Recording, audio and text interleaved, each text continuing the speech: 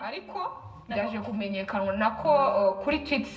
nuza Mutesi Jolly yashyize hanze yavuze ati guys rwose barampakinze Instagram yanjye barayitwaye ntabwo ari njye wabivuze mu gihe abantu bose inkuru zose ahantu hose turamushingiye tumeze yagiye baramudutwaye ati hey my people tenje kubabwira ko Instagram yanjye bayihakinze ati ziriya message na comment birimo birakorwa nabwo mu byirengagize ati ya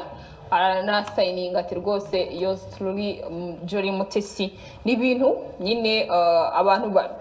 ofite ntabwo byatunguranye ntabwo byatunguranye ko Mutesi yakandika gutya kuko swati yari kuza yandika ko bamubeshyera kuko uko tuzi bamubeshyeye kwinjira mu rukundo ariko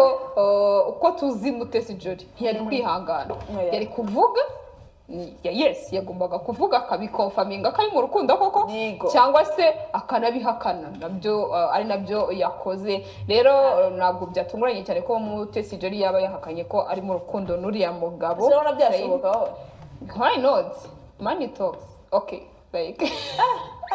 oya ntabwo mbizi ariko byanashoboka urukundo ni impumyi ariko abantu bavuga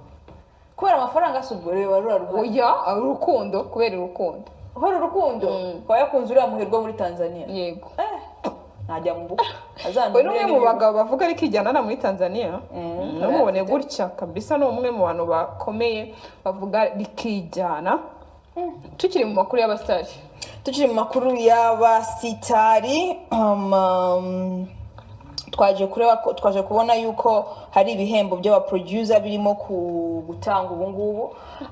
ahubwo ni nominees basohoye aba producers bino nabikunze cyane babikunze kubera ko audio producer of the year 2024 reba nominees ko bahagaze amanga dufite Element ariwe you know not be cozy yeah loaded loader